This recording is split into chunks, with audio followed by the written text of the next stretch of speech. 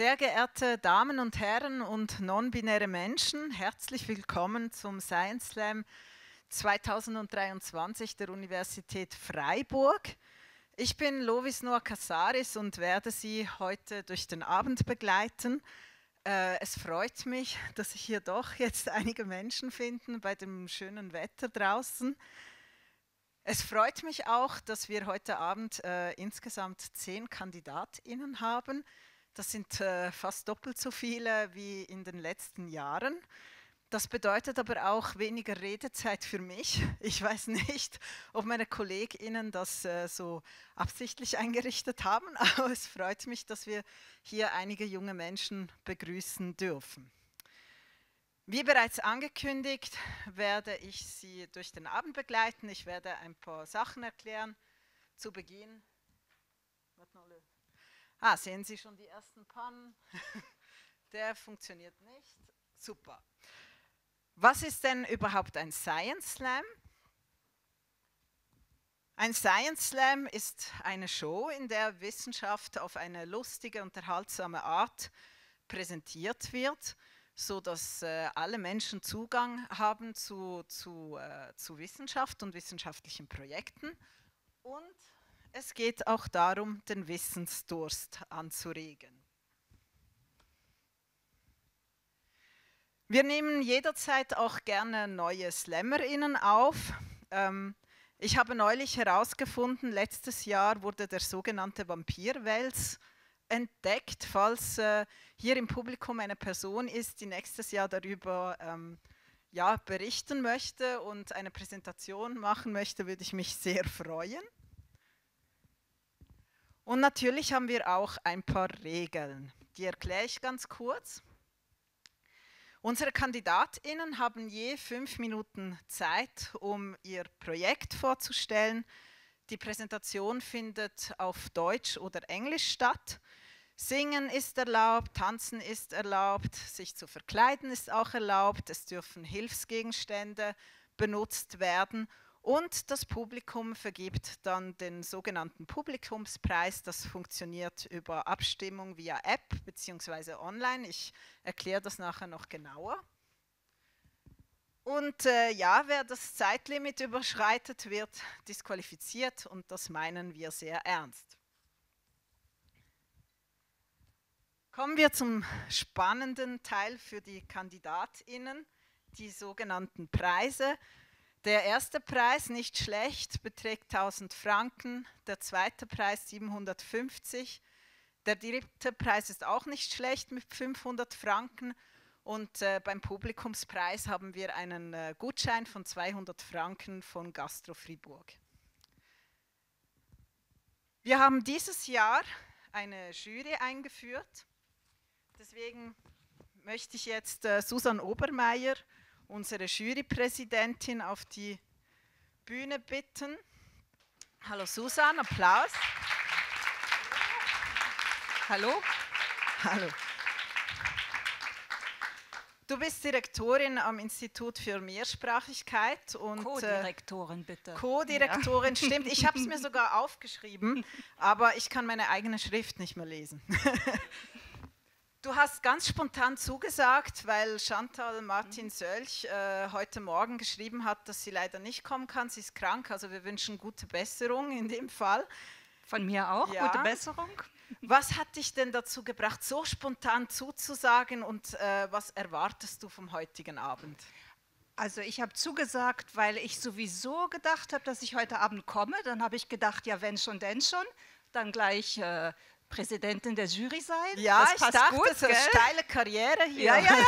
Das ist, an der Uni geht das normalerweise nicht so schnell. Okay. Und was ich erwarte? Ja, ich erwarte super interessante Slams, die ich dann auch, und wenn ich sie nicht verstehe, sollen sie wenigstens rhythmisch und kreativ und sympathisch sein. Das sind jetzt aber ganz viele Punkte schon, also Leute, pass auf, ja, alles einhalten. Dann danke ich dir, darfst du gerne Platz nehmen und ich begrüße unser nächstes Jurymitglied, Stefan Schmutz. Applaus für Stefan.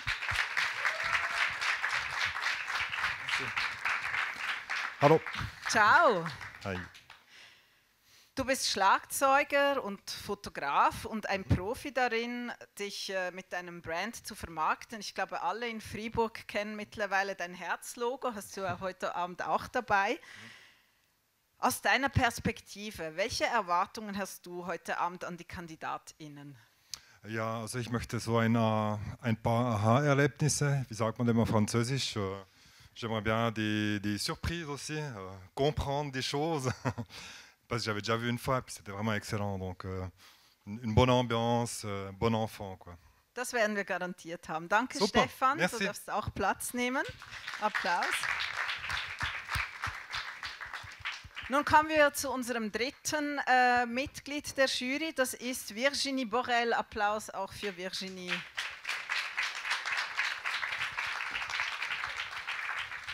Mikrofon. Pardon. Sie sind Geschäftsführerin des Forums für die Zweisprachigkeit in Biel und werden heute Abend aber vor allem Englisch hören. Worauf freuen Sie sich denn am meisten und aus Ihrer Perspektive auch als Mensch, der sich mit Sprache befasst, worauf sind Sie denn gespannt? Alors là, je fais du bilinguisme à la biennoise, comme ça je parle un petit peu le français, donc voilà, déjà je me réjouis d'amener une touche francophone à cette soirée. Plus sérieusement, j'ai travaillé aussi longtemps au service de communication de l'Uni de Neuchâtel. J'adore ce lien entre la population, les gens intéressés et la science. Moi-même, je me réjouis d'apprendre beaucoup de choses ce soir, parce que c'est vraiment des thèmes voilà, qui ne sont pas courants dans mon quotidien. Zweisprachigkeit. Ja, ich hatte schon einen Einblick in die Präsentation und ich kann versprechen, wir werden heute Abend sehr vieles lernen aus sehr verschiedenen Bereichen. Herzlichen Dank. Dann auch nochmals Applaus für Virginie Borel.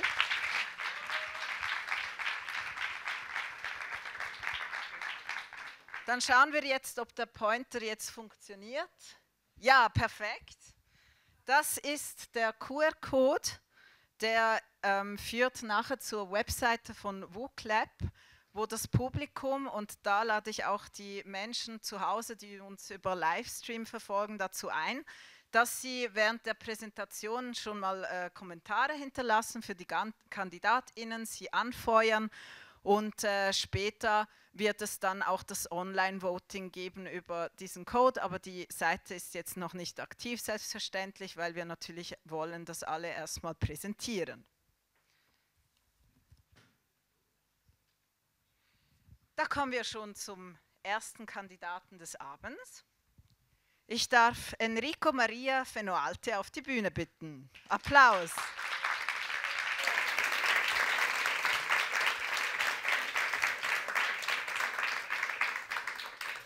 Ein paar Worte über Enrico. Enrico wurde in der ewigen Stadt Rom geboren. Nach dem Studium der Physik an der Universität Padua und der Universität Kopenhagen begann er sein Doktorat in interdisziplinärer Physik an der Universität Freiburg. Wenn er ein Experiment durchführen könnte, ohne sich Gedanken zu machen über Geld oder Ethik, würde Enrico gerne die Gehirnaktivität während des gesamten Lebens eines Menschen beobachten, um mehr über die Geheimnisse der Liebe zu erfahren. Also zum Beispiel, wie oft können wir uns verlieben, wie viele Arten von Liebe gibt es und gibt es dafür eine Altersgrenze? Das würde mich besonders interessieren, ich komme so langsam in das Alter. Neben seiner Forschungstätigkeit begeistert sich Enrico für Fußball und verfolgt seine Mannschaft in Italien und Europa. Und wie könnte es anders sein? Als Italiener liebt Enrico auch gutes Essen und würde für Tiramisu sterben. Seine Worte. Enrico, are you ready? Yeah, I hope you introduced me well because I didn't understand. Yeah, I trust you, but I said very tiramisu. mean things. I promise, really. Okay, I trust you. I give you the pointer. Thank you. Die Präsentation trägt den Titel How Physics Help Us Organize a Wedding Reception. Und jetzt großer Applaus für Enrico und wir sind gespannt.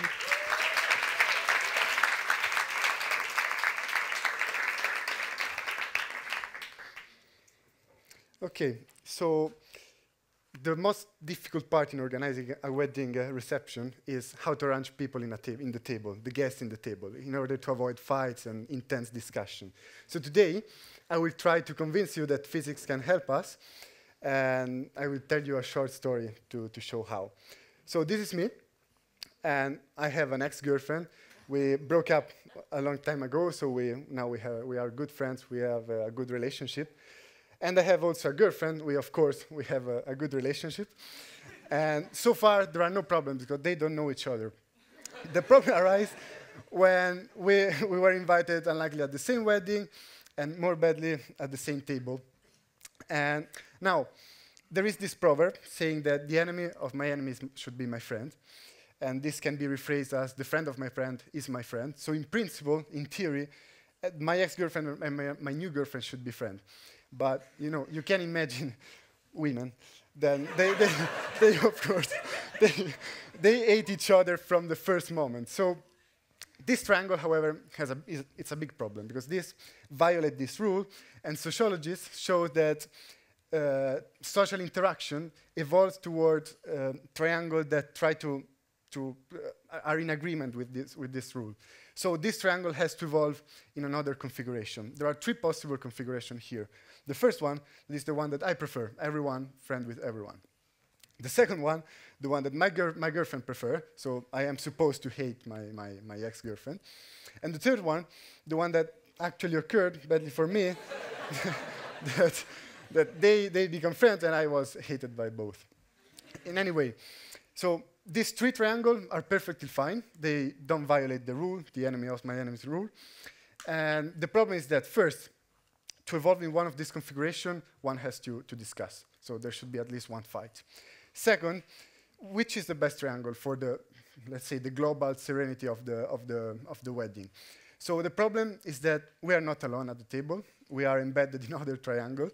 So for example, changing our triangle will modify also another triangle with a 4th person, maybe provoking another fight, then in turn will provoke another fight, and so on, until a general mess at the wedding. So we now know that the goal for the newlyweds is to organize the table so as to minimize the number of unstable triangles, and so mitigating the risk of a fight avalanche. So here is where physics come into play. So this is the boring part. So physics is, so we are, as a physicist, we are able to study the stability of systems with positive and negative interaction, like repulsive and attractive. And the concept of stability in this system is really close to the stability of social interaction that I showed you before. So there is an unexpected analogy between physical system and wedding reception, and the same technique that we use in physics can be applied to weddings and save our weddings, for example. So now, of course, wedding is just a fun example, but there are other more, let's say, serious examples where this theory, this framework can be applied. So I here mentioned 2. The first one, let's say, is the global stability of a government coalition. So it can be shown that the stability of a system, of a political system, depends on the number of unstable triangles. So I have to say this to my president in Italy. But anyway, so now I hope that physics is less boring to you. But first I want to conclude my wedding story. So in that situation, I tried to fix the situation, tried to change the people at my table, calling other people, saying, okay, you have to go here, you have to go there, pretending to apply my theory to that wedding.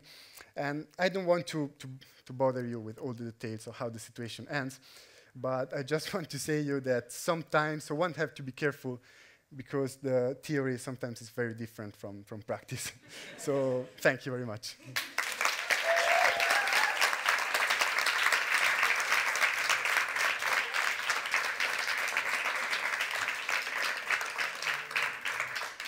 Enrico, how do you feel now? Now I'm relaxed. Now I'm relaxed. Better than at that marriage. I won't ask you anything about your actual relationship. I want to know. No. I want to know, do you make your tiramisu at home or do you have a favorite restaurant in Freiburg where we can eat? So maybe when I gave you this information I lied because I don't know how to make tiramisu, but I like it. Here in Freiburg, I don't know. You can suggest me where I can buy it. but not a good sign. It's homemade, Yeah. homemade. Thank you very much. Thank you very much. You can relax Yeah. now and join Thank the you. others. Applaus.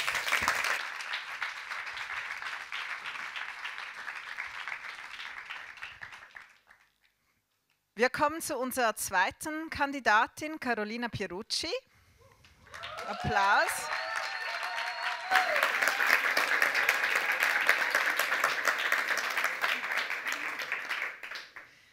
Wir machen gleich weiter mit einer weiteren Italienerin. Carolina wurde in Fano geboren, einer angenehmen, antiken Kleinstadt an der italienischen Adriaküste, die bereits zur Zeit des Römischen Reiches gegründet wurde.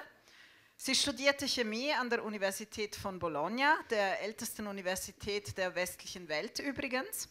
Anschließend machte sie einen Master in Chemie. Ihren wissenschaftlichen Interessen folgend erhielt sie eine Doktorandinnenstelle am Adolf-Merkle-Institut in Freiburg, wo sie derzeit versucht, ein bioinspiriertes elektrisches Organ zum Pumpen künstlicher Muskeln zu entwickeln.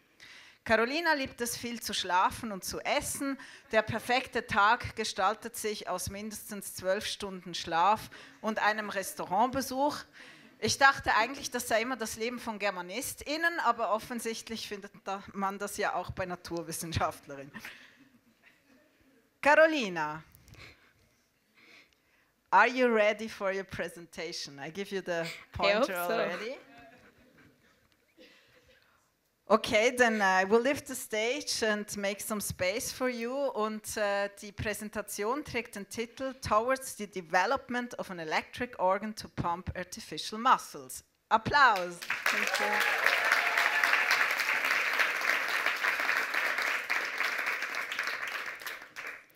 So, sorry, but it's not working.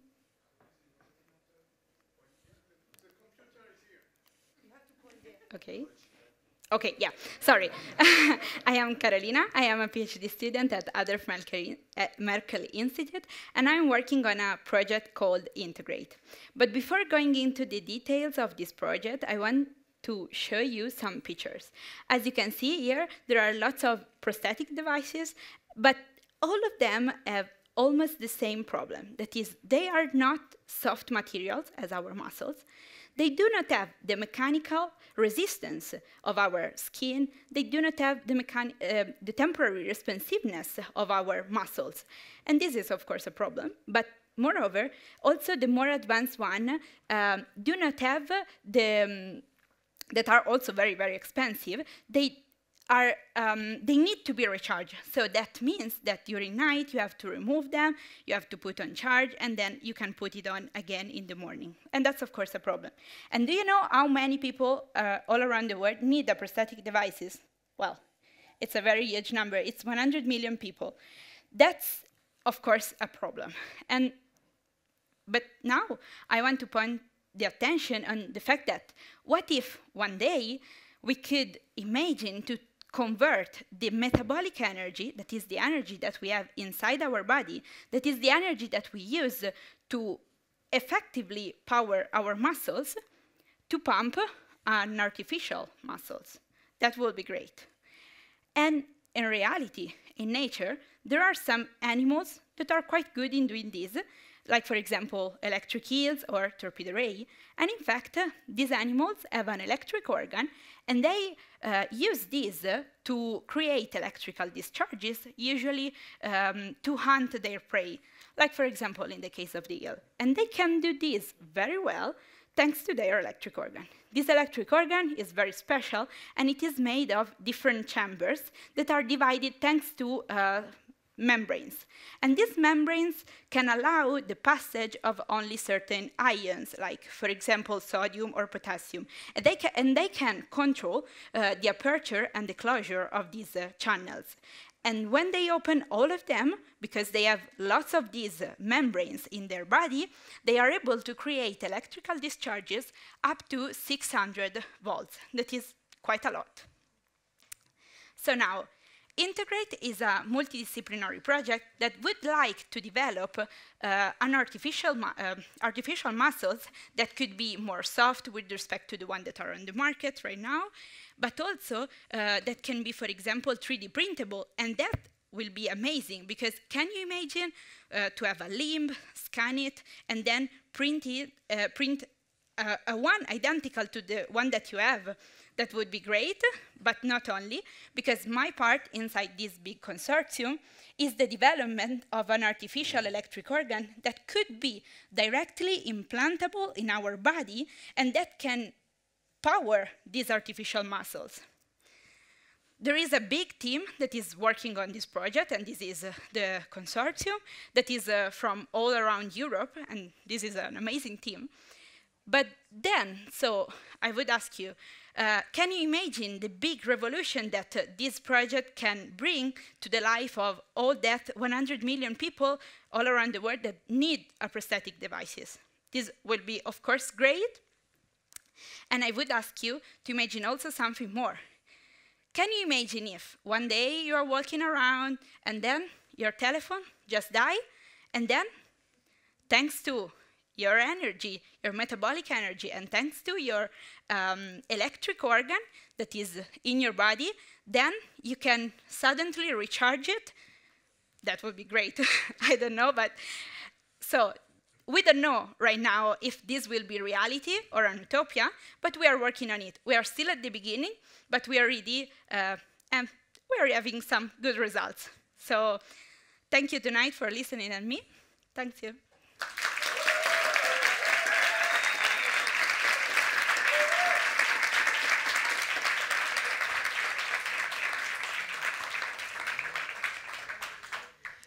Carolina, what motivated you to sign up for the Science Slam? It was probably my supervisor. He told me about this event, and he say, well, why don't you try to go? And yeah, I'm here, why I'm here. But I recommend it to you also to participate. It's a very nice event. Yeah. Did you take anyone with you today to cheer you on? Yes. Yeah, I think I cannot see them, but lots of people. So thank you very much. Thank you. You can leave the stage, and jetzt wechsle ich wieder auf Deutsch. Begrüße ich unseren dritten Kandidaten, Timur Aschirov, auf die Bühne.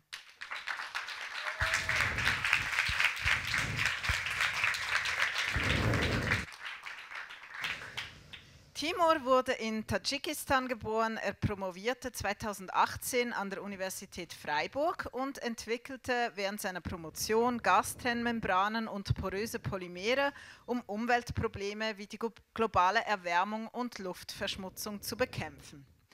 Am meisten lässt sich Timur von Nikola Tesla inspirieren. Er war ein genialer Wissenschaftler mit verrückten Ideen, der nur zum Spaß arbeitete und nie ein Notizbuch geführt hat, und damit kann sich Timur gut identifizieren. Genau. Yeah. Here's the pointer. So, are you ready for your presentation? I guess so. Okay. Der Titel der Präsentation lautet Masks for Reducing Emissions, und jetzt überlasse ich Timur die Bühne. Applaus. Thank you.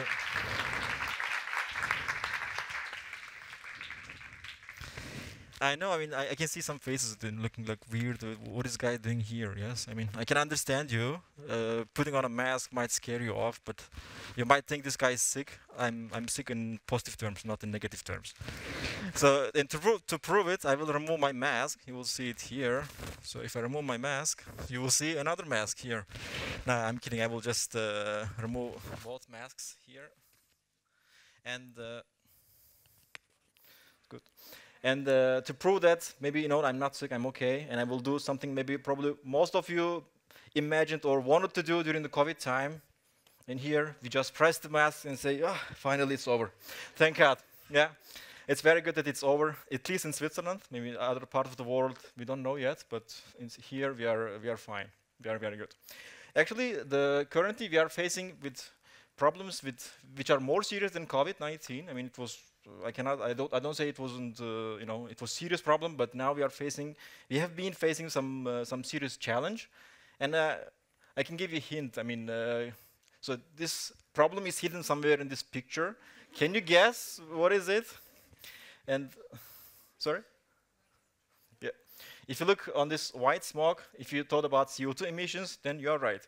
So the problem we are facing now is we have too much of emissions, and now we are facing global warming issues.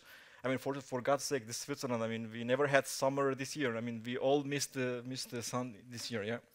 And if we, in fact, this picture is not a random picture. It's an aluminum plant in Tajikistan, in my hometown. So you can see I grew up there to experience the emissions from the first hand. You can imagine, like, maybe Tiny Timur playing around here on the green grass. Yeah, actually, this is my nephew, and it's his turn now to play on this grass. And you can see he is not very happy because of all the emissions and stuff here. So, I mean, when you think about going back to the COVID problem, when you think about the masks, it was such an elegant, a simple, cheap, but very effective solution. Yeah? You just put it on, and now all the bacteria and all the viruses are blocked. You are getting fresh air or clean air to your mouth. We got inspired by this, and the idea was, can we make giant masks that can capture all the CO2, and now you are having CO2-free gas going out to the atmosphere, yes? And if you want to be safe, like me, you can put double mask on top, and you can reduce more emissions. So by taking chance, I want to introduce you to our startup, which I did during my PhD, and it's called Separatic. We are going to make masks for industry to remove the CO2 emissions. So in a nutshell, we are a very, very safe company, or very, very safe researchers. So we put 50 masks in a device, in a box, and when the CO2 comes through, all the CO2 will be blocked. It will stay, and you will have the CO2-free air going out to the atmosphere. And I might hear some of you saying this is a good investment opportunity. Call me, okay? So I want to end my presentation by saying saving our planet takes time, so better act now.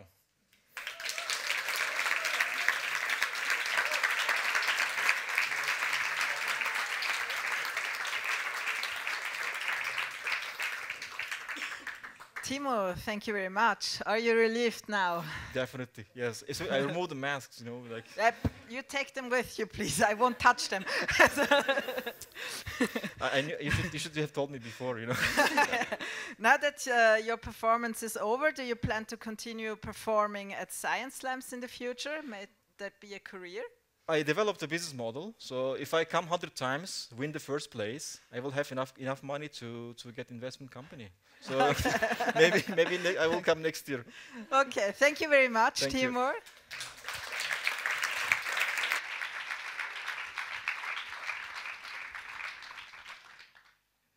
Ich bitte nun Pierre Haddad, unseren vierten Kandidaten, auf die Bühne. Applaus für Pierre.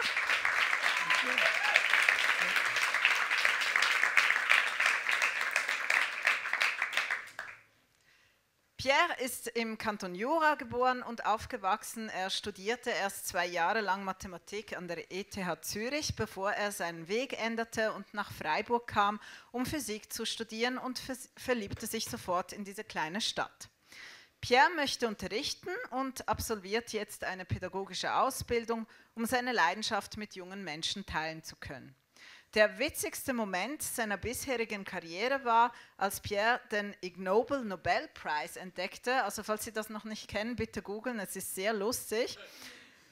Der Physiker Robert Matthews hat einen solchen Preis bekommen, zum Beispiel für seine Studien zu Murphys Gesetz, weil er nachweisen konnte, dass Toastscheiben immer auf der Marmeladenseite fallen. Pierre, bist du bereit jetzt für deinen Auftritt? Ja, ich glaube, mehr oder weniger. Ich hoffe. Dann überlasse ich dir jetzt den Pointer und die Bühne, und die Präsentation von Pierre lautet Rare Earth Metals under X-Ray. Applaus für Pierre.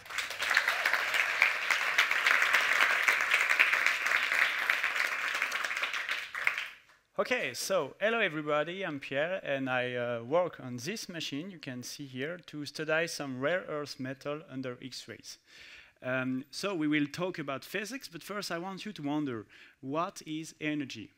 You may think, yeah, it's electricity, something like that you can produce with this wind turbine, for example, but also the sun can be an energy source. What does it mean? It means that light contains energy. And actually, X-rays are just like visible light. It's just much more energetic, and it allows us to act on matter at the atomic scales. How exactly? Let's check it out. You can imagine an atom like a hotel with electrons occupying the rooms. And let's say now that energy is money. And also, the rooms have prices in the hotel. Different prices. Only rich electrons can live in the penthouse, and as you go down in the levels, the rooms become cheaper and cheaper. That also means that this electron is the poorest one with the lowest energy. Now, let's say, what happens if we give a large amount of energy to an electron? Let's say this one won to the lottery and is a millionaire now. So, yeah, all right. You know what? See you guys. I go to the Bahamas. And now maybe another electron may wonder, hey, there is a free room here. I can have a cheaper room now. And it's just a level below. So let's go. And the difference of the prices between the rooms will be ejected. This means this electron will maybe hang out with his friend tonight or something like that. But yeah. And another important point with this is that all elements are different. They have different levels, different prices, and so. And no hotels are the same. And that's what we call X-ray fluorescence. The idea is that you shoot an electron with a high energetic light with X-rays, and as he left a free space, some other electron will try to take this place. As one takes a place, he releases some light that we can analyze to get what we call the spectrum of the matter. Spectrum, spectrum, spectrum, spectrum. Yeah, spectrum. The spectrum is just like the fingerprint of the matter with many, many interesting properties. Yeah.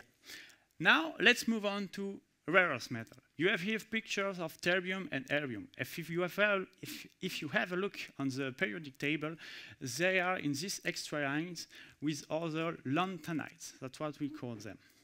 But you don't have to remember about it. Just think that lanthanides are very cool and are full of chemical and physical properties. And one day, someone noticed something strange on the spectrum of these elements. Instead of having a nice and precise fingerprint, you have something messy with multiple peaks, just like if you try to make a footprint, I guess. But yeah. And that's hard to explain. But what we know for the moment is that spins are involved in terms of what we call 4D4F X-ray interaction. From this graph, we can retrace a bit what happened in the matter. And actually, the spin acts on the fluorescence process, where an electron goes down in the layer, in the levels. In other words, the magnetic interaction here is responsible of the creation of multiple peaks instead of one.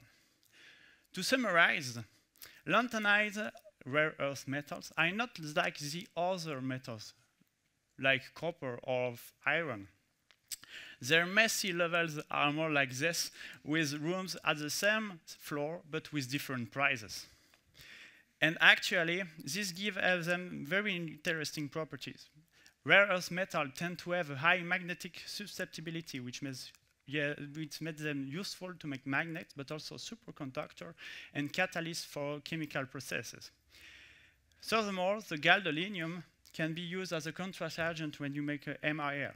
And if we come back to the X-ray fluorescence, it's also widely used when you make geology or archaeology to analyze the chemical composition of elements of objects without the need to cut out a piece of it. And we also use it in astrophysics to analyze some composition of stars and so.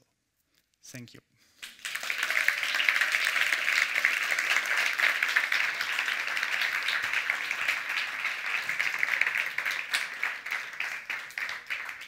Herzlichen Dank, Pierre.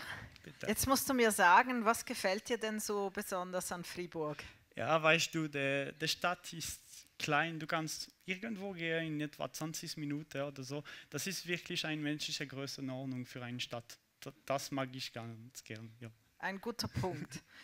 Ja. Du unterrichtest ja oder würdest gerne bald unterrichten und junge Menschen inspirieren. Ja. Denkst du, dass der Science Slam eine gute Art ist, um den jungen Menschen Wissenschaft näher zu bringen? Ja, also für solchen Themen es ist immer so schwer, etwas zu simplified, oversimplified. Also ich glaube ja, das ist eine gute Übung. Also ja. Herzlichen Dank. Ich hoffe, du hattest Spaß. Dann darfst du jetzt dich relaxen gehen Ja. und den Rest der Show genießen. Applaus nochmals für Pierre.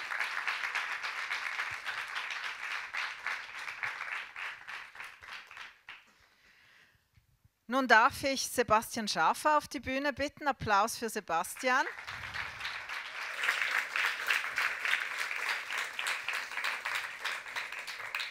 Sebastian hat hier in Freiburg Theologie, Kommunikations- und Medienforschung sowie Politikwissenschaft studiert. Sein Forschungsschwerpunkt ist Ethik und er wurde beeinflusst von der sozialistischen Theologie und Theologie der US-amerikanischen Black Churches. Sebastian arbeitet, so wie er behauptet, in der besten Bierbar Berns und spielt Mundart, Funk, Rock und alle Arten von lauter Musik in mehreren nicht so erfolgreichen Bands. Seine Worte: Ich hoffe, es liegt nicht an Sebastian, dass die nicht so erfolgreich sind. Sebastian, bist du bereit? Ja, ich muss auf die Toilette, aber ich kann es noch halten für 5 Minuten. Bist du sicher? Ja, ja. Okay. Dann überlasse ich dir ganz schnell die Bühne und den Pointer. Dankeschön. Und Sebastians Präsentation lautet Cornel West, Black Nihilism and Political Prophets. Viel Spaß und Applaus nochmal.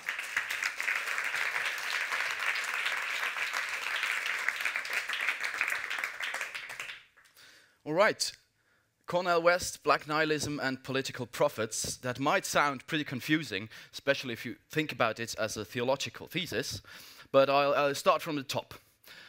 Cornel West is this man here.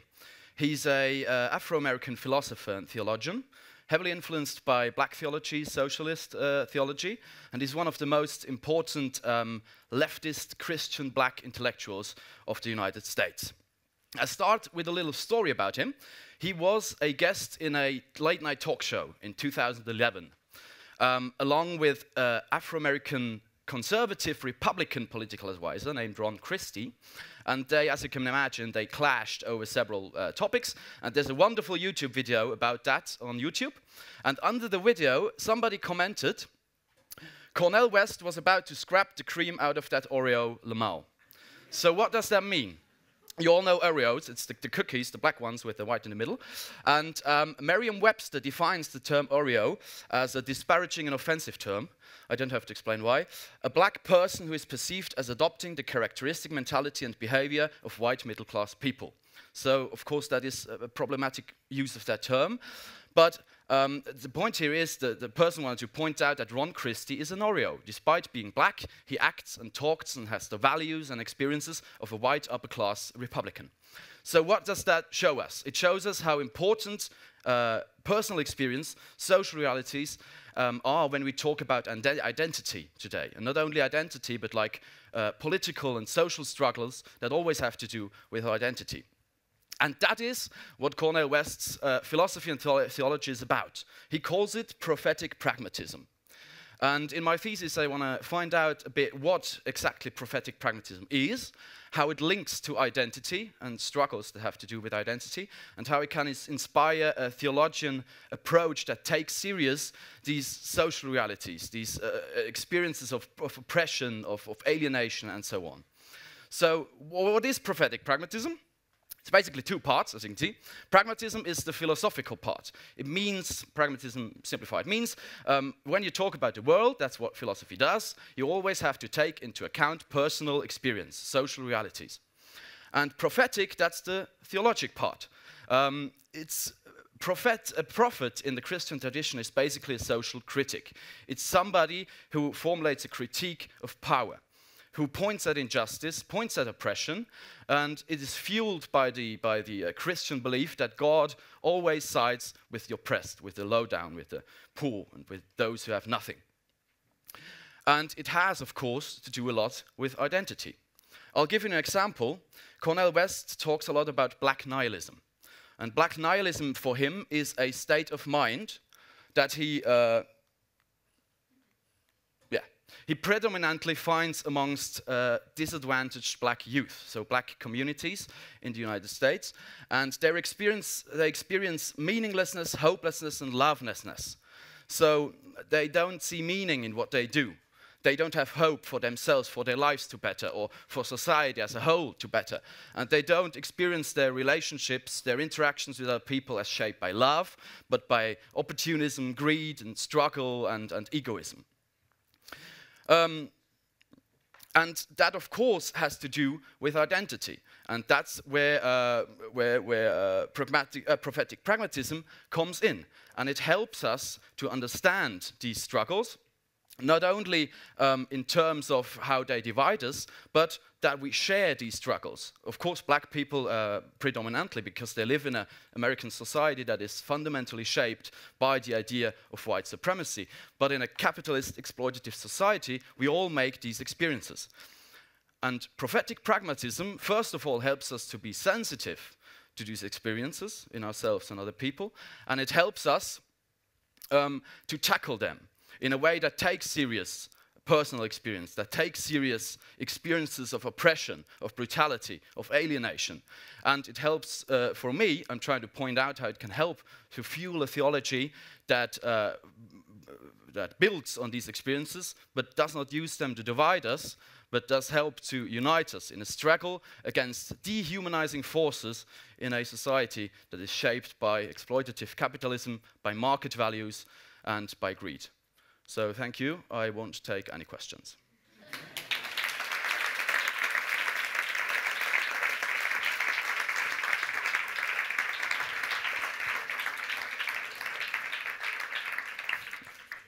Sebastian, so how was it for you now? Great, surprisingly well.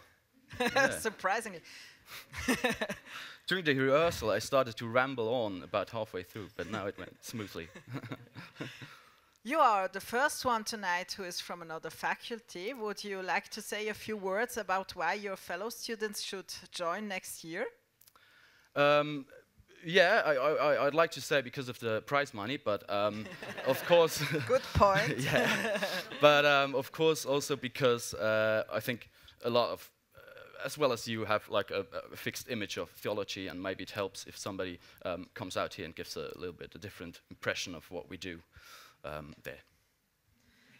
Yeah. Herzlichen Dank. Dankeschön. Dann genießt den Abend. Genau.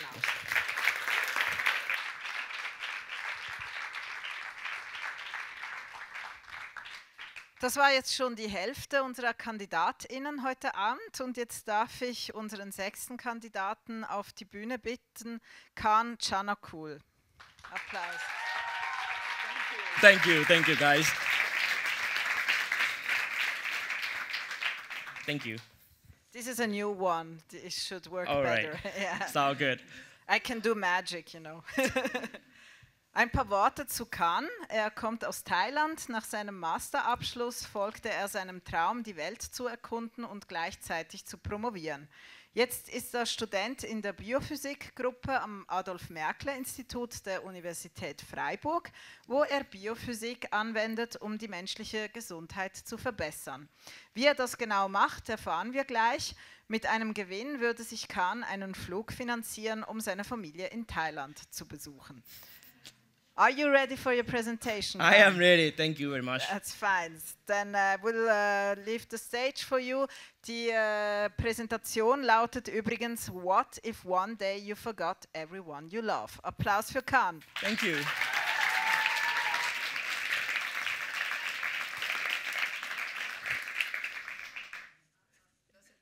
Magic doesn't working. Not at all. All right, let's try one more time. Uh-oh. I need one more magic, please. All right. All right, I can dance. Yeah, dance is allowed. Oh, yeah. All right. Oh, it's worked now. Perfect. All right, I'm ready. So, what if one day you wake up, you forgot who you are, who you love, and who love you? Alzheimer's disease is the most common type of dementia. It's progressive disease, beginning with memory loss and possibly leading to the loss carry on of conversation and response to environment. And unlike other diseases, if you have the flu, for example, you go see the doctor, you get cured, and you're getting better, right? But for Alzheimer's disease, there's no cure. Yeah, you heard me right, there's no cure. Based on scientific research, the number of patients is increasing over the year. And by the end of 2060, number of people, it increased rising up to 40 million people. This is a huge number, and it's no cure, right? And I'm the guy, who was born and raised by Asian mom. Anyone here from Asia, please raise your hand. Don't be shy. Yeah. I think we have the same feeling. You know what? When I was a child, when I do something wrong, something unreasonable, or let's say something stupid, my mom always say like, hey, Kan, you know what? Your brain is full of the sawdust. And I think, what the sawdust doing in my brain, right? And you know what? I believe because of this guy, my dad. So whatever my dad doing, even he's right, but mom is wrong. But mom say like, I am correct. That's it. Oh, yeah, I agree with you, right? So, yeah, he's my idol. So whatever my mom said, my dad agree. And then like, okay, why not? I might believe my mom that the brain is full of the sawdust, right? Think about it now, it's kind of like sad story, right? But well, now I'm a scientist. I know there is something in the brain, right? So let's figure it out, guys. What is in your brain? I'm going to ask you some sample questions. What is the value of 2 plus 5? You're going to say that it's? Yeah, 7 is easy, right? So let's do something more complicated. What is 2 into 4, 5 plus square root of 81? The answer is 43? No, right? The guy behind like, no, it's not 43, incorrect. The answer is, it's 41, right? This is the answer, right? So, see, there's something in the brain that you can think, you can thought, and you can tell me what is the number, even if it's wrong, right? So, what we call is a neuron in the brain. And this guy is a thing that taking care of sending and receiving the information in the brain. That's why we can talk, we can walk, or even we can fly if you desire, right? And what's happening in the brain of Alzheimer's patient? So actually, there's so many possible ways that can cause Alzheimer, and one of them is not understand at all what's happening behind. But we have one mechanism that possible that can make Alzheimer. We call this a little protein, amyloid protein. And what is it? This is the protein that exists in the brain, and somehow it likes to stay in different states. It can be dimer, trimer, or huge chunk of oligomer, so-called amyloid plaques. And this amyloid plaque is going to make the hole in the neuron membrane. And this hole may be leading to the neuron will be dead at the end of the day. And maybe the brain going to like smaller, and get shrink, and that is we find out in Alzheimer's patient. In our group, we think that we know this protein exists in the brain 20 years before the first sign of Alzheimer's. So we think, what if we can detect it in early stage? Can we do that? So in the lab, we introduced the nanopore technology, nanopore, right? So it's super small. It's like 1,000 times smaller than the hair size. It's very small. And when something passes through the nanopore, we can detect it. And from this detection, we can get signal, and from signal, we can interpret into the size and the shape of the protein. And we know what is it. So what we do in the lab, we're going to have different sample and with different aggregation state, and then we let it through nanopore, and then we detect the size and the shape of the protein. Yes, still, we cannot use the real patient through it. We hope one day we can make it, we can use the real sample for it. That's going to be like amazing, right? Like I said, guys, there's no cure for Alzheimer's. But we know what can be cause of Alzheimer's. We know mechanism of it, but we need more time. I hope one day all scientists around the world gather the knowledge together and come out with the cure. But before we find out the cure, I would like to give you some tips that maybe can prevent you from Alzheimer's. There is a lot of mountain out there in Switzerland. You know what? Just go for hiking, and then keep your body, your mind active all the time. For those kids, smoking is not a good idea, okay? And let's eat something healthy, maybe it's health. Yeah, last but not least, but I think this is the most important thing. Just keep in touch with your family, with your grandma, with your grandpa, care to them, so then they're not going to forget you. Every day, everybody, right? So I hope you enjoy my talk, and thank you very much, guys.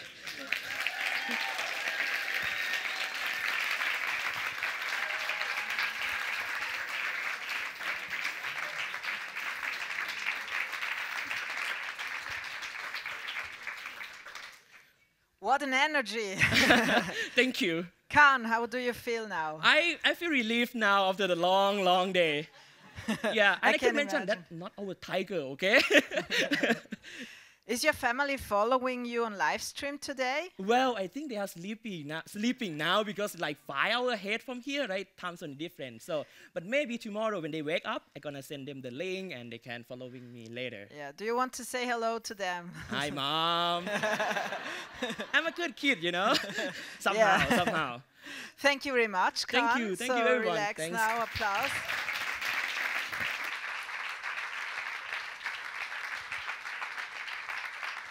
Wir kommen nun zu unserem 7. Kandidaten, Alexander Schierlinski. Jetzt schaue ich, ob der Pointer funktioniert. Ja, bitte schön. Ein paar Worte zu Alexander. Alexander wurde in Warschau geboren. Das Aufwachsen in der Schweiz als Migrant hatte seine guten und schlechten Seiten. Aber Alexander verliebte sich in die Berge und dachte nie daran, in sein Heimatland zurückzukehren.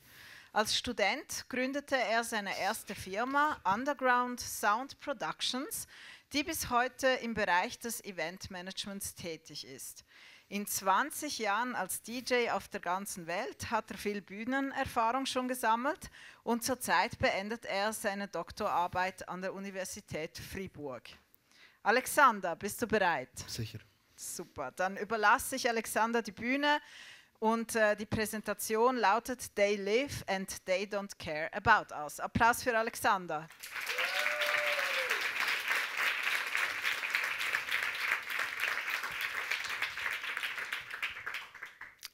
The first rule of Bilderberg is you do not talk about Bilderberg.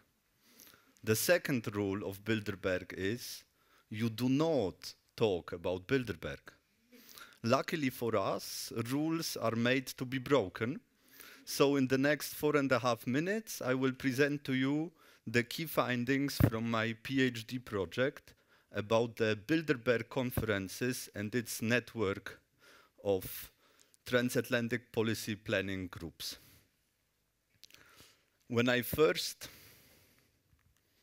heard about the Bilderberg conferences, I was researching the topic of the power of banks in contemporary society following the global financial crisis of 2007-2008 and the Greek debt crisis. It was 2009, and at that time, there was no academic literature about the Bilderberg conferences. So I thought, looks like a nice research gap that I could fill with my project. 10 years later, I have the results. Who are the Bilderberg people? But first, a few words about data and methods, because that's what separates us scientists from so-called conspiracy theorists. The data I used were the official lists of participants of the 67 Bilderberg conferences that took place between 1954 and 2019. The first method I used is called prosopography and is a collective biography. I collected as much biographical information as possible for the almost 3,000 individuals in this network. And then I used methods from social network analysis to determine which individuals and families and institutions and corporations are at the center of this network. The first important research result from my project is that at the center of the Bilderberg network are only very few 10, 15, maybe a few more so-called spheres of influence. A sphere of influence consists of all corporations in which the family which helped fund the corporation still has a controlling interest. One example of such a group sphere of influence is the Wallenberg sphere from Sweden. If you are from Sweden, you cannot be part of the Bilderberg network unless you are part of the Wallenberg sphere.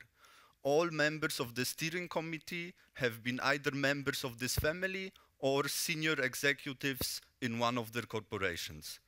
And all frequent participants are from the Wallenberg family, the Swedish, and all senior executives from Swedish multinational corporations belong to the Wallenberg sphere.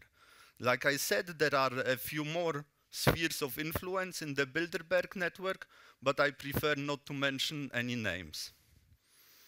The second important research result from my project is that it is very hard to find reliable information about these spheres of influence and their activities in the last few hundred years. And after reading as much as possible about these people, I reached the conclusion that this is a deliberate strategy on their part in order to hide the true nature and extent of their influence over contemporary society. The preferred method they use is called psychological warfare. Myself, I have been discouraged from continuing my research into this topic.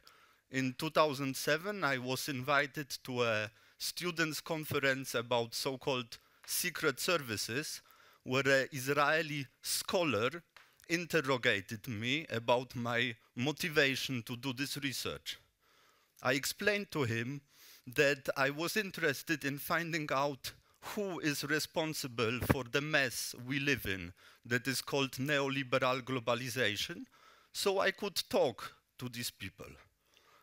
He looked at me as if I was crazy and screamed, "These people do not talk."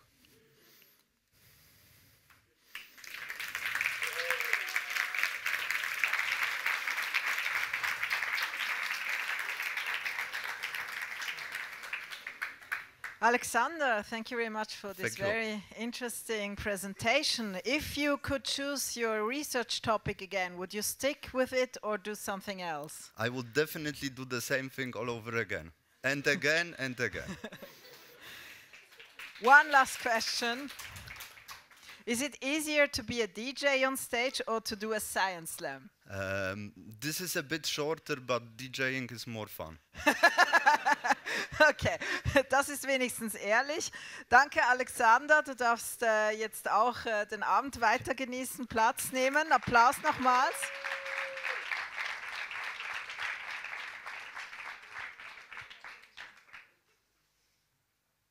Ja. Dann darf ich jetzt Kandidat Nummer 8 auf die Bühne bitten, Ulrich Hansen. Applaus.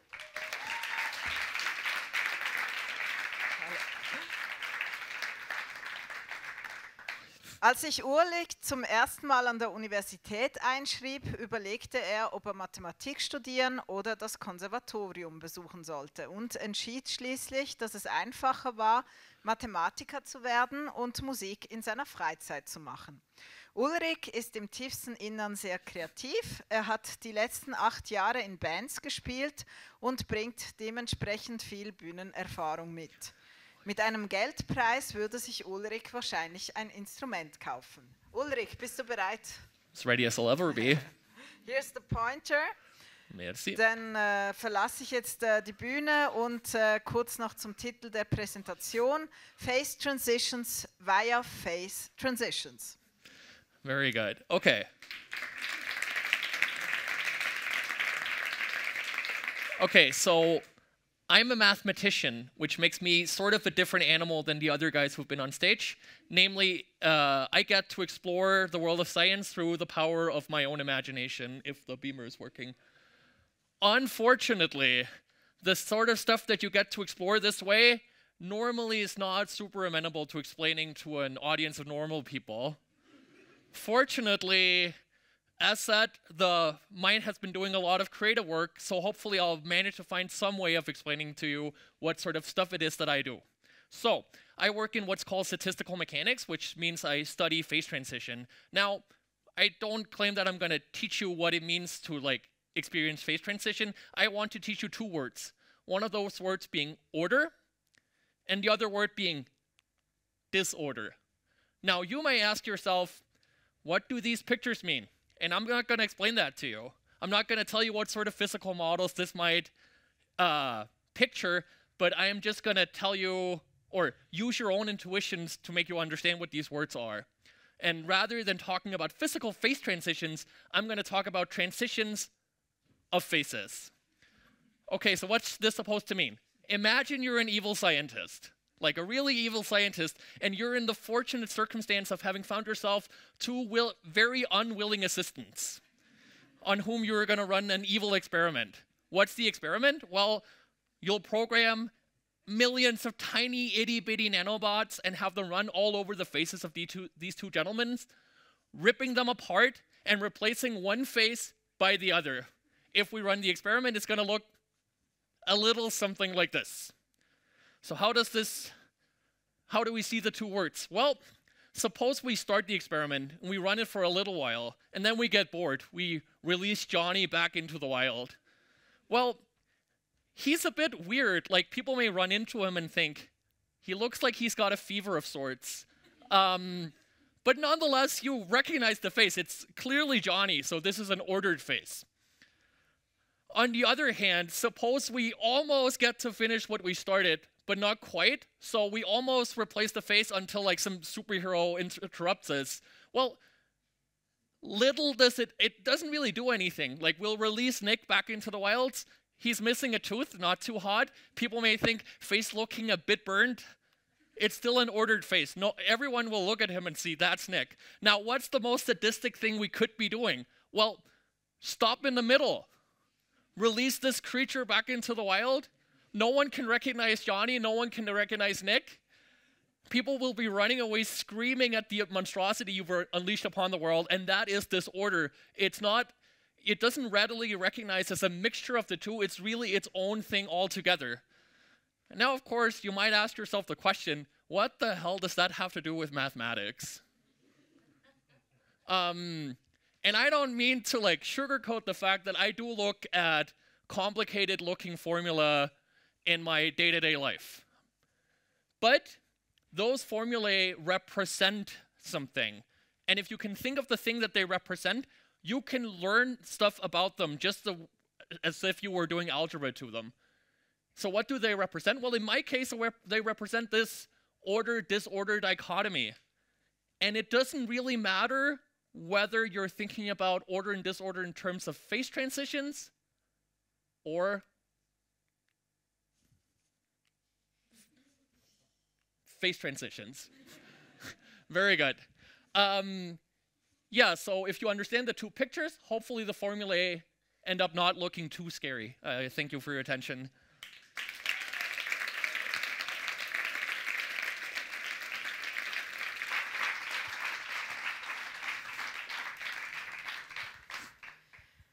Thank you, Ulrich. Now I'm curious, which instrument would you buy with a cash prize? Well, I've been thinking about getting a bass for a long time.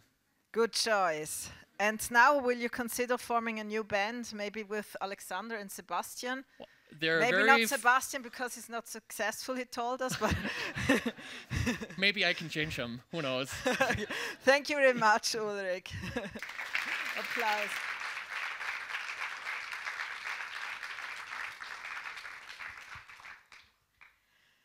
Wir kommen nun zu Kandidatin Nummer 9. Ich darf Eva Maria Hunziker auf die Bühne bitten. Applaus für Eva Maria.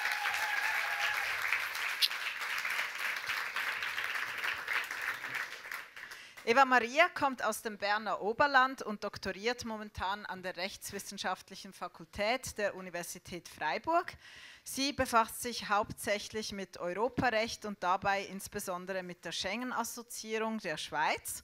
Wenn Eva Maria ein Experiment durchführen könnte, ohne auf finanzielle oder ethische Grenzen zu schauen, danke Ibrahim, würde sie experimentieren, wie sich Fleisch noch effektiver im Labor züchten lässt, um Tod und Fleischessen voneinander zu entflechten. Eva Maria, bist du bereit für deinen großen Auftritt? Ja, los geht's. Der Titel von Eva Marias Präsentation lautet, was ich als Juristin von Pilzen lernen kann und was nicht. Habe ich dir den Pointer schon übergeben? Nein. Dann werde ich das jetzt tun.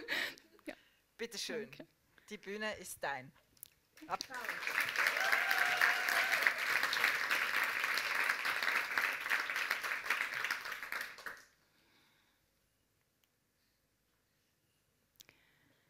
Ich bin in einem Bergtal in den Schweizer Alpen aufgewachsen. Unser Haus war ziemlich in der Nähe vom Waldrand und zum Glück hatte ich als Kind eine tolle Freundin, die mich sehr oft dazu bewegt hat, gemeinsam im Wald spielen zu gehen. Eines unserer Lieblingsspiele war es, ein Loch, also Löcher in den Waldboden zu graben, dann Zweige darüber zu legen und uns vorzustellen, dass das unser neues, ein bisschen moosiges und dreckiges Zuhause ist. Schon damals ist mir aufgefallen, dass der Boden voller weißer Fäden war, aber ich habe mir dann nicht weiter viel dabei gedacht. Heute weiß ich, das sind Pilze. Wissen Sie, oh, das ging jetzt schnell, so wachsen Pilze im Waldboden. In riesigen, dichten Netzwerken. Das heißt, die verschiedenen Pilze sind eng miteinander verflochten und man kann gar nicht mehr wirklich sagen, wo jetzt der eine Pilz endet und wo der andere beginnt. Anders als Sie jetzt vielleicht denken, ist aus mir keine Biologin geworden, sondern eine Juristin. Ich kann aber trotzdem viel von Pilzen lernen. Nehmen wir ein Beispiel, mit dem ich mich oft beschäftige. Hier sehen wir abstrakt dargestellt einen Teil des Rechts der Europäischen Union, und zwar das Schengen-Recht. Beim Schengen-Recht geht es hauptsächlich darum, dass an den Grenzen zwischen den verschiedenen Mitgliedstaaten der EU keine Identitätskontrollen durchgeführt werden. So viel wissen Sie vielleicht bereits schon. Im Schengen-Recht gibt es auch noch verschiedene Ausgleichsmaßnahmen, damit es innerhalb von der EU trotzdem weiterhin ein hohes Sicherheitsniveau gibt. Jetzt für mich als Juristin stellt sich die Frage, was eigentlich alles zum Schengen-Recht gehört und was nicht. Vielleicht denken Sie jetzt, ist doch klar, innerhalb vom Kreis, das ist Schengen, und außerhalb vom Kreis, das ist ein anderer Teilbereich vom EU-Recht. Die Realität sieht wahrscheinlich eher so aus. Denn eine Rechtsordnung entwickelt sich normalerweise über eine lange Zeit hinweg und wie ein Lebewesen auf organische Weise. Deswegen gibt es zwischen den verschiedenen Teilbereichen, ähnlich wie zwischen den verschiedenen Pilzen im Waldboden, auch viele Verbindungen und teilweise nicht klare Abgrenzungen. Jetzt ist diese organische Funktionsweise grundsätzlich kein Problem. Schwierig wird es erst dann, wenn ein Drittstaat an einem einzelnen Teilbereich des EU-Rechts mitwirkt. So ist zum Beispiel die Schweiz aufgrund eines Staatsvertrags bei Schengen dabei und wendet somit das ganze Schengen-Recht auch an. Die Schweiz muss jetzt aber ganz genau wissen, wozu sie sich hier eigentlich verpflichtet hat. Das heißt, sie muss wissen, was ist Teil von Schengen und was nicht. Hierzu ein Beispiel. Ein wichtiger anderer Teilbereich im EU-Recht sind die Grundrechte. Und wie wir sehen können, gibt es viele Verbindungen zwischen den Grundrechten und dem Schengen-Recht. Deswegen stellt sich jetzt für Schweizer Grenzbeamten am Genfer Flughafen ganz konkret die Frage, ob sie jetzt eigentlich die Grundrechte der EU einhalten müssen, wenn sie die Passagiere von einem Flugzeug aus Argentinien kontrollieren. Wenn man diese Frage beantworten möchte, stellt man fest, dass sich hier zwei grundlegende Interessen gegenüberstehen, die sich aber gegenseitig ausschließen. Also ein bisschen so, wie wenn man gleichzeitig Zfüfi und Zweckli möchte. Auf der einen Seite, Zfüfi, steht die gute Funktionsweise vom Schengen-System. Das heißt, dass Grenzkontrollen grundsätzlich am besten funktionieren, wenn man das Schengen-Recht nicht künstlich vom Rest abgrenzt. Genauso wie auch ein Pilzbiotop im Waldboden am besten funktioniert, ohne dass man die Pilze künstlich voneinander trennt. Auf der anderen Seite, Zweckli, steht die staatliche Souveränität der Schweiz. Das heißt, die Schweiz hat sich nur dazu verpflichtet, das Schengen-Recht anzuwenden, aber nicht mehr und nicht weniger. Das Fazit: Die Pilze helfen uns zwar, das Problem zu verstehen, aber für eine Lösung von diesem Problem muss ich mich wohl zuerst noch mit einer anderen Pflanzenart beschäftigen.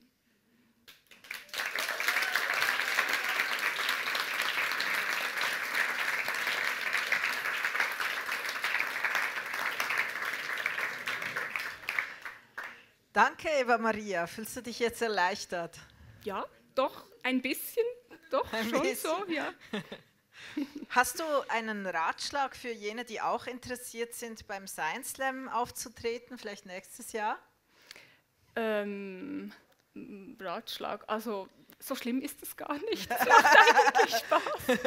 Ja, ich hoffe, es hat dir Spaß gemacht mit uns die also letzten ich habe es gut überstanden. Ich glaube, andere schaffen das auch. Da bin ich beruhigt. Herzlichen Dank, Eva Maria, du darfst Platz nehmen. Vielen Dank, Applaus nochmal.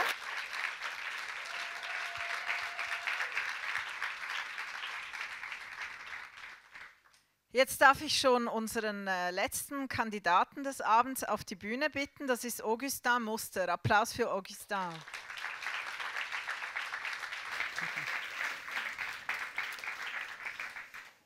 Augustin muss noch hier etwas aufbauen. Ich werde ihn schon mal vorstellen und sollte die Zeit noch reichen, dann werde ich ein paar blöde Witze machen. Also Augustin Muster wurde in Neuenburg geboren. Er schloss sein Bachelor- und Masterstudium in Physik an der Universität Freiburg ab. Zurzeit ist er Doktorand in theoretischer und numerischer Physik, immer noch an der Universität Freiburg im Bereich weiche Materie und Photonik. Augustin hat gleich mehrere Hobbys, zum Beispiel Musik in einem Blasorchester zu machen und Fahrrad zu fahren. Und sein ungewöhnlichstes Hobby ist, dass er gerne für viele Leute kocht. Das heißt ab 50 Personen und mehr. Do you need more time, Augustin? No, I Or guess. is it okay? I guess it's okay. Yes. It's okay. Thank you. You're welcome. Are you ready? Yes. Okay, then I will leave the stage. It's okay. Der Titel der Präsentation lautet Controlling the Motion of Particles Using Light or How to Make Cheese with a Laser. And here's the pointer. Have fun. Thank you, Louis.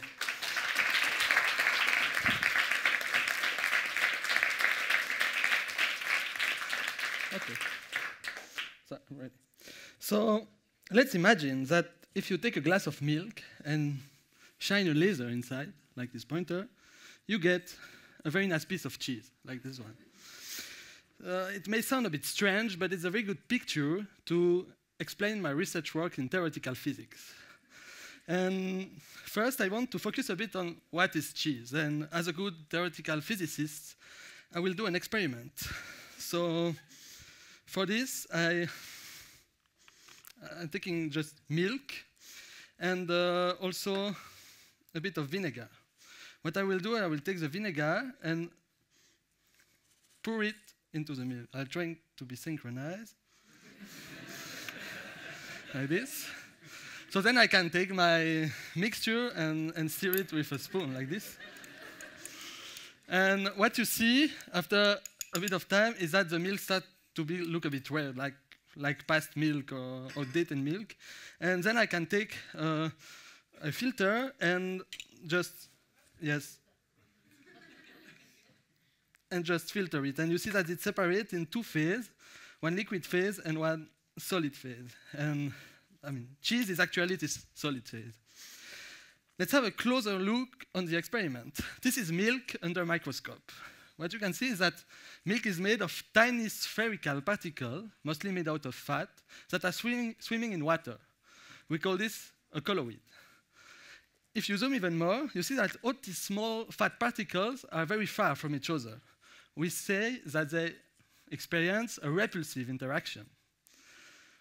Again, when I add the vinegar inside the milk, what you can see is, I mean, it's not small particle anymore.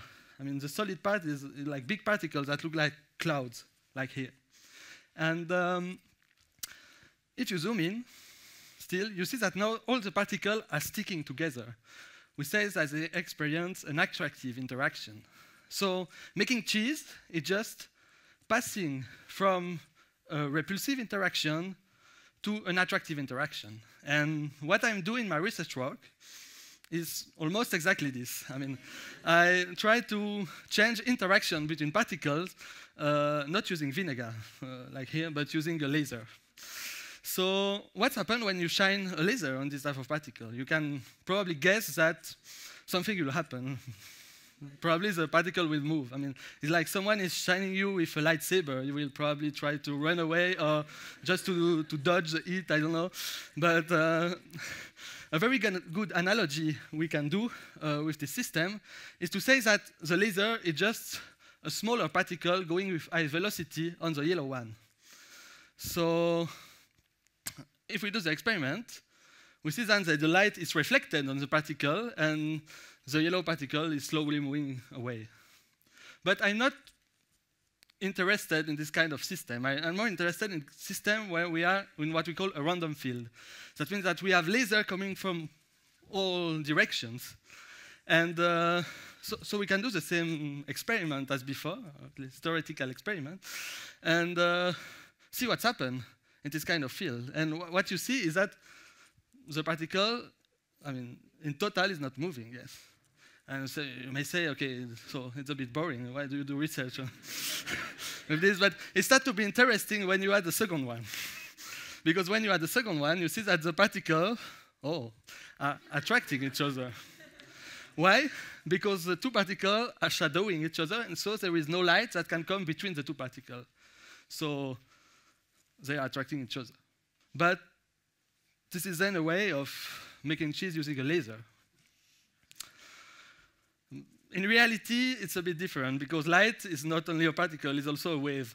And when you shine a light wave on a particle like this yellow particle, as before, what's happened is that the light gets scattered by the particle. So it's not only reflected, but go in every direction. So this is not too bad, because at the end, taking this property into account, if you change the color of the laser, you can change the interaction between the particle. So if you take a red laser, you can have attractive interaction. But on the other hand, if you take a green laser, you can have repulsive interaction. And at the end, you can also combine a lot of different colors of laser to get the structure that you want, like this nice piece of cheese. Thank you.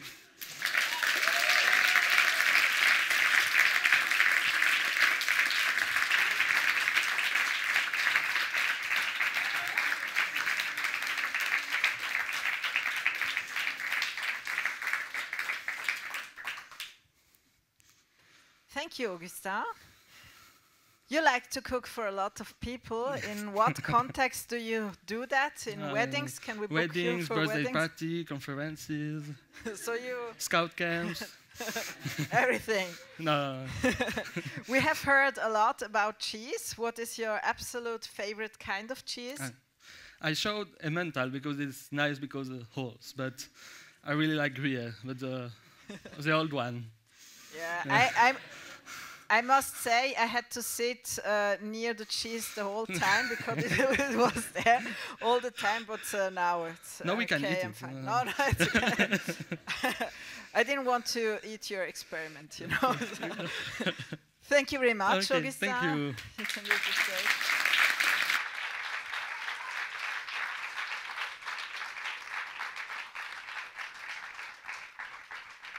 And now let's see if the... No, still not. Ah, yes, here. Wir kommen jetzt zu einem weiteren spannenden Teil des Abends, nämlich die Abstimmung von zu Hause aus, von hier aus. Sie können nämlich diesen... Ah, er überspringt mir. Voilà. Sie können nämlich diesen Code scannen mit dem Handy oder auf diese Webseite gehen und Sie finden dann die Liste der KandidatInnen. Sie können Kommentare weiterhin hinterlassen und natürlich für Ihre Lieblinge abstimmen. Genau. Weitere wichtige Information, wir haben jetzt ungefähr 30 Minuten Pause. Sie können rausgehen, ein kühles Getränk genießen, mit Ihren FreundInnen, mit der Familie und weiteren Bekannten sich draußen unterhalten und eine gute Zeit haben, während die Jury sich zurückziehen wird, um die ganzen Präsentationen zu besprechen, und dann treffen wir uns hier wieder in 30 Minuten, um zu erfahren, wer denn die vielen Preise gewonnen hat. Viel Spaß wünsche ich Ihnen. Dankeschön.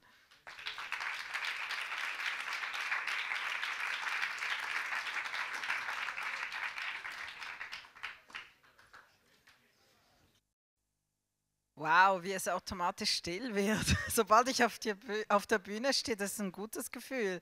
Ja, ich hoffe, liebes Publikum, Sie hatten eine angenehme Pause mit schönen Gesprächen und tollen Getränken. Und jetzt geht der wieder nicht. Les amis, voilà. Wir kommen selbstverständlich jetzt zu unserer Preisverleihung und damit zu unserem Publikumspreis.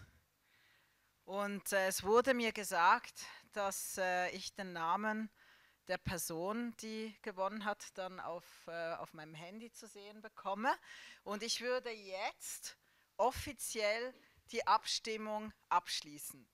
Ab jetzt ist Abstimmen nicht mehr möglich und jetzt müsst ihr es halt aushalten, dass ich jetzt auf der Bühne stehe und ein bisschen warte, bis das Ergebnis kommt. Ich switche mal auf Englisch. Since we're on the topic, there's one thing that has been on my mind the whole time. Murphy's Law states that toast always falls buttered side down. We also know that cats usually land on their feet. So what would happen if I were to attach a slice of toast to a cat's back and then drop them from a certain height? Does the cat spin forever? We don't know. Ja, ich habe hier was. Also, ja, meine Freundin sagt, ich soll morgen Eier kaufen und sonst habe ich jetzt den Namen der Person, die den Publikumspreis gewonnen hat. Und dieser wird übergeben von Desiree König. Desiree, magst du schon mal auf die Bühne kommen? Ich mache es spannend. Applaus.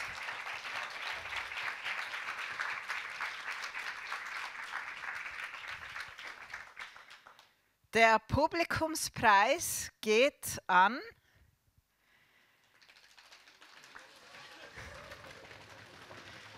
I like the atmosphere. Der Publikumspreis geht an Carolina Pierucci.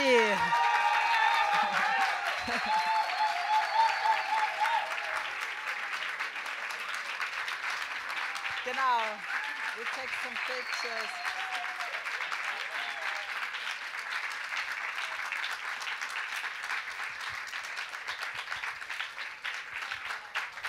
Carolina, do you want to say a few words?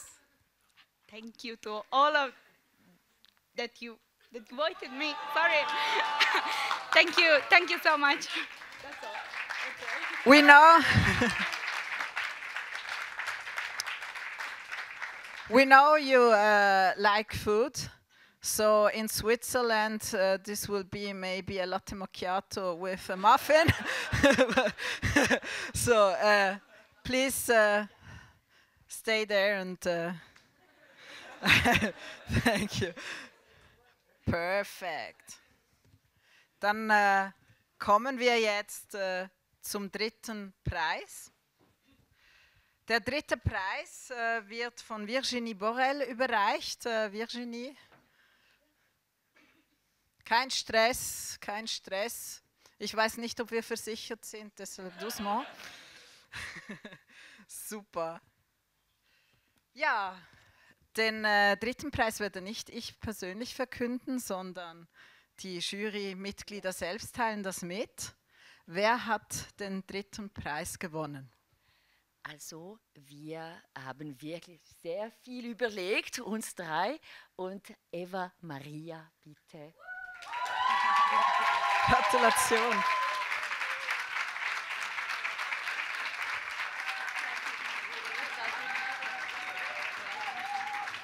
Genau, komm her. Dann machen wir ein paar Fotos. Gratulation.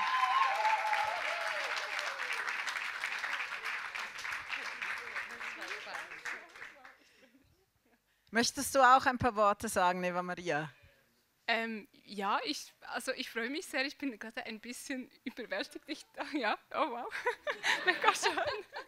Ja, ich glaube, das war's schon. Herzlichen Glückwunsch. Dann darfst du dich bei Carolina dazustellen. Stefan Schmutz wird uns den zweiten Preis mitteilen. Hallo Stefan. Hallo Lovis. Ich habe gehört, ihr habt hart gearbeitet unten. Und kann ich verstehen. Ja, willst du mir die Gewinnerin mitteilen des zweiten Preises? And the second prize starts with a T in the name. Who has a T in the name? Timo, maybe? Maybe it's you? Oh, Timo! Woo! Woo! You're welcome. I thought this is it's a prop, you know? No. Do you want to say a few words to Timur? To myself, you mean? Yeah. So I can send a message for tomorrow to watch myself, maybe, you know. I'm a bit kind of drunk, but but thank you very much. I'm very, very happy, and this will be used for supporting our startup, hopefully, to change the future. Thank you very much.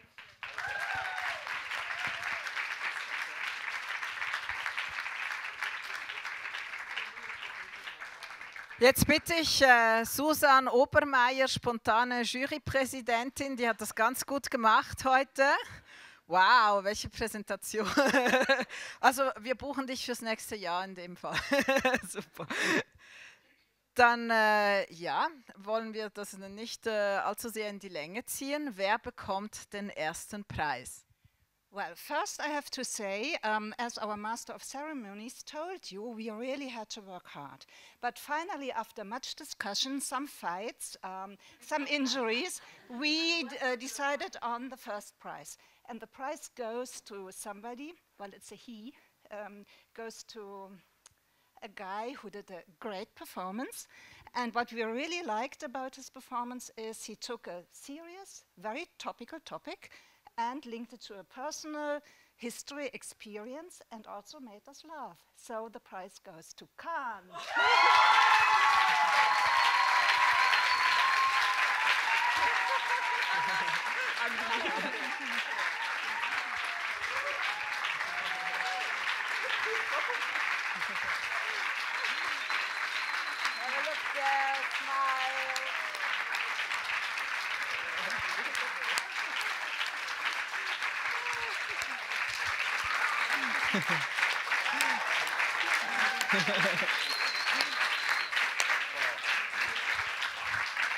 Congratulations, Khan. Do you want to say a few words to the public and your family and friends? All right. Yeah. All right. Thank you so much, guys, for coming tonight and listen to my talk. I'm very happy to share all of science knowledge. And mom, maybe she's leaving, right? So anyhow, we miss you. I miss you so much. So some point I have money already to buy tickets. So you know. So maybe see you soon. Thank you, guys.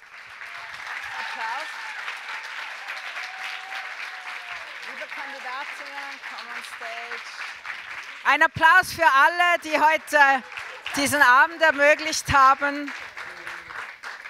Just ein Applaus für alle, bitte. Es war wunderschön.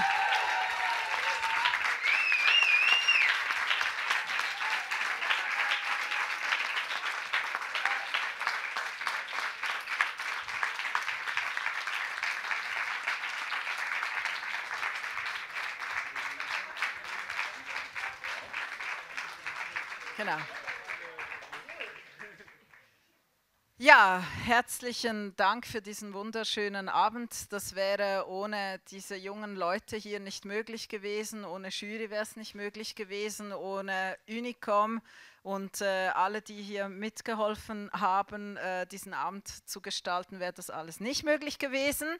Falls Sie Interesse haben, nächstes Jahr teilzunehmen, wir nehmen gerne Ihre Bewerbung an. Es gibt ein Online-Formular auszufüllen auf der Webseite des Science Slam und da freuen wir uns drauf, wenn Sie mit Ihren Ideen auf uns zukommen.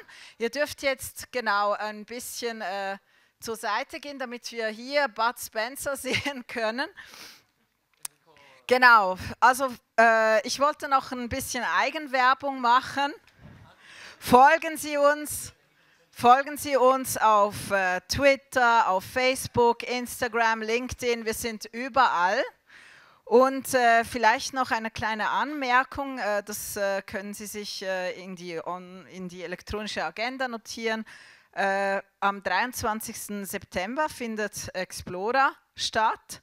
Das heißt Tag der offenen Tür, aber es ist ein breites Kulturprogramm, wirklich für die ganze Familie. Und wir freuen uns, wenn Sie sich das Datum notieren und uns dann besuchen kommen. Es wird Stände geben und ja, genau, junge Menschen, die Dinge präsentieren, Experimente und Programm für Kinder und so weiter. Und da freuen wir uns, wenn Sie dabei sind. Jetzt habe ich aber genug gesprochen. Das Science Slam 2023 ist jetzt offiziell Geschichte. Und ja, ich freue mich, wenn Sie nächstes Jahr auch dabei sind. Gehen Sie jetzt raus, genießen Sie weiter leckere Getränke und dann sehen wir uns bald wieder. Herzlichen Dank und nochmals Applaus für alle.